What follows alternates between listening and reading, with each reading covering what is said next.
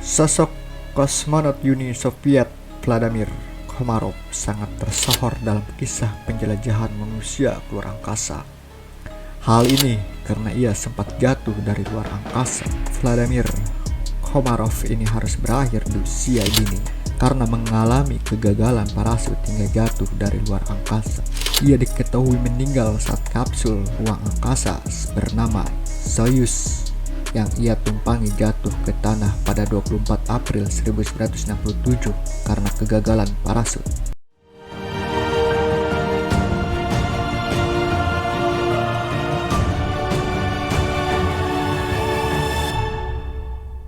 Halo, apa kabar netizen semuanya? Semoga kalian sehat dan sukses selalu. Jangan lupa untuk di like, subscribe, dan nyalakan juga loncengnya. Saya akan menceritakan kisah tragis Vladimir Komarov, kosmonot Rusia yang gugur terjun menghantam bumi dalam kecepatan tinggi dari luar angkasa. Wujud jasadnya sangat memilukan.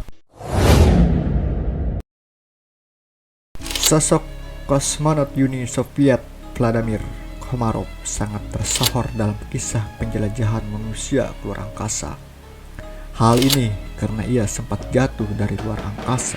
Vladimir Komarov ini harus berakhir di usia dini karena mengalami kegagalan parasut hingga jatuh dari luar angkasa. Ia diketahui meninggal saat kapsul ruang angkasa bernama Soyuz yang ia tumpangi jatuh ke tanah pada 24 April 1967 karena kegagalan parasut. Tragedi ini terjadi saat peringatan 50 tahun berdirinya Uni Soviet. Setelah itu, pemerintah Soviet meminta untuk dilaksanakan program luar angkasa yang besar.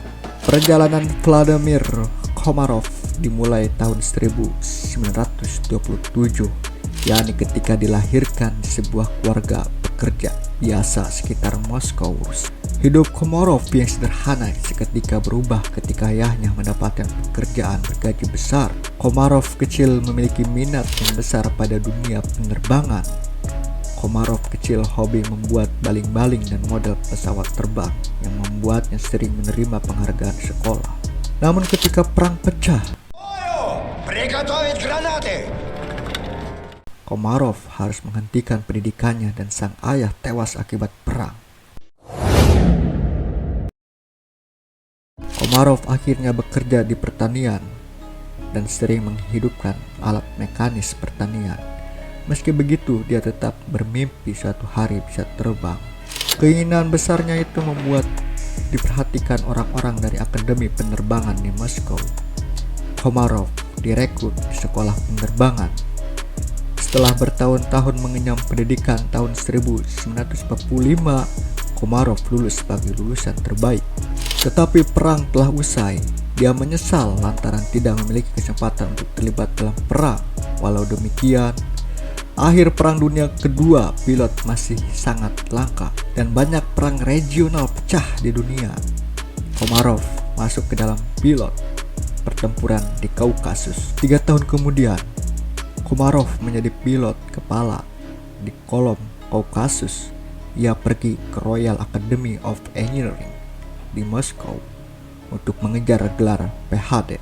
Setelah lulus, dia menjadi pilot letnan dengan gelar insinyur senior.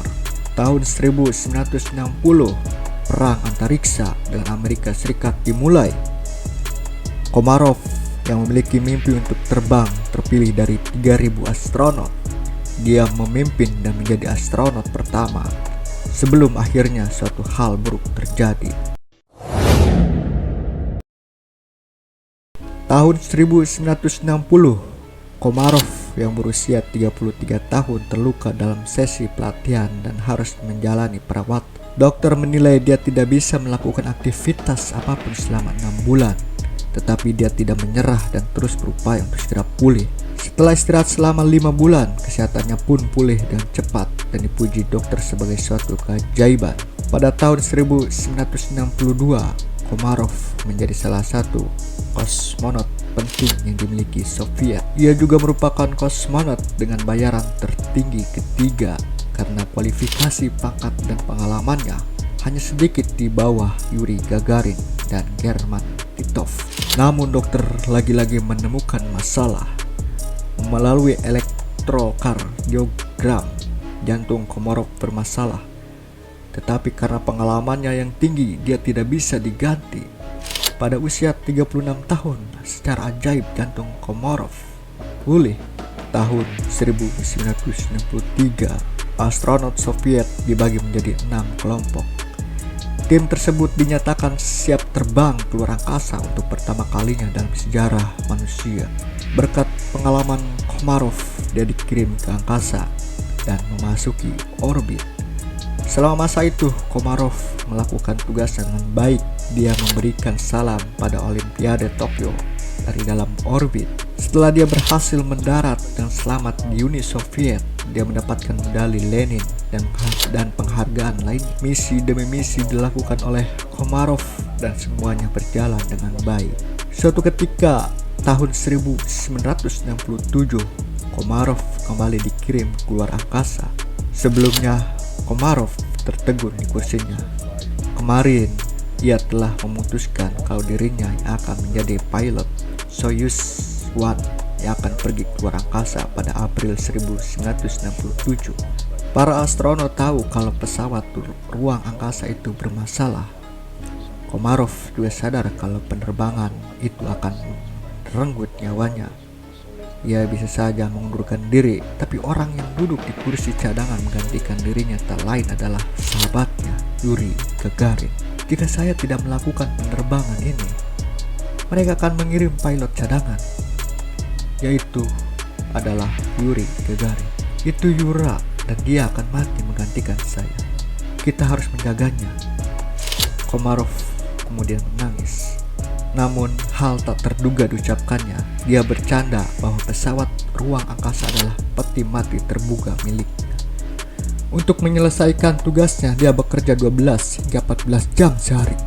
Dengan hati-hati merawat pesawat ruang angkasa, situasi berubah ketika panel surya Soyuz 1 tidak bisa terbuka. Kegagalan itu mengakibatkan energinya tidak tercukupi untuk meluncurkan radio serta membuat Komarov kehilangan kontak.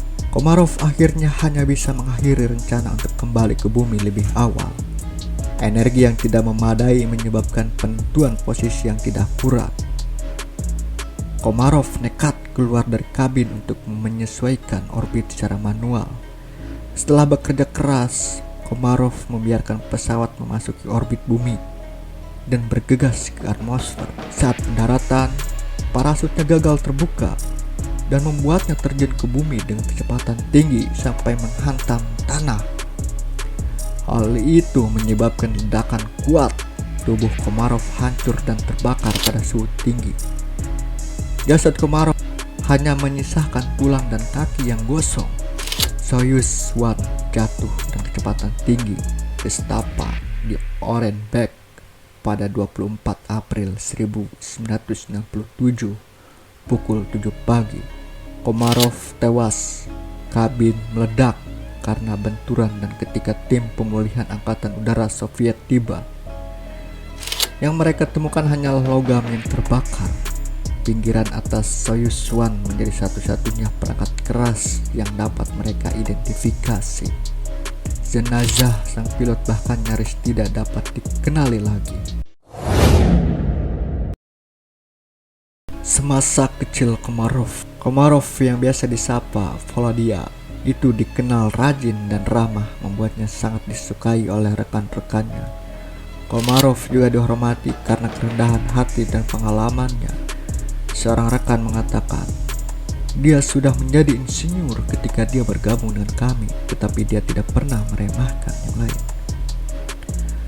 Komarov memilih terbang untuk melindungi Gagarin, sahabatnya, dan berkeras sebelum penerbangan bahwa pemakamannya nanti peti matinya harus dibuka sehingga pemimpin Soviet dapat melihat apa yang telah mereka lakukan. Komarov tampaknya sudah punya firasat buruk. Saat Komarov naik ke van transfer untuk turun ke landasan, rekan kosmonotnya sudah tahu betapa berbahayanya misi kali itu, coba menghiburnya dan tersenyum. Mereka mulai bernyanyi untuknya dan dia juga bernyanyi bersama mereka.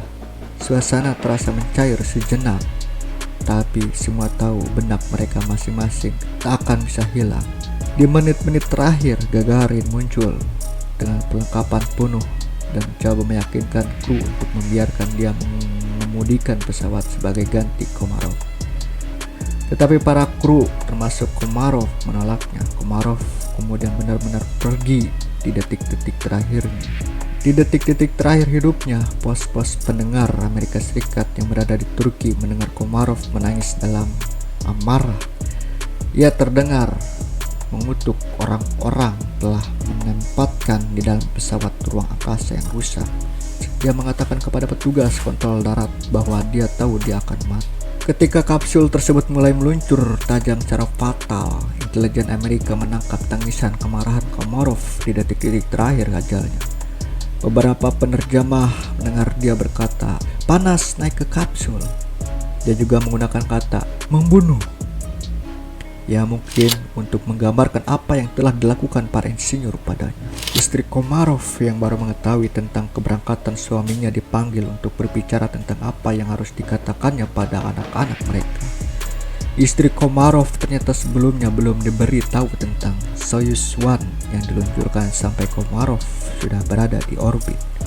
Dia bahkan tidak sempat mengucapkan selamat tinggal pada suaminya.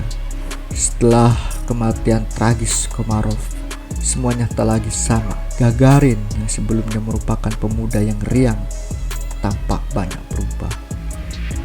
Kematian Komarov telah menempatkan beban rasa bersalah yang sangat besar di pundak. Tak bisa membujuk Brezhnev untuk membatalkan peluncuran Komarov. Gagarin menyusul Komarov setahun kemudian. Ia meninggal dalam sebuah kecelakaan misterius di Kyrgyz.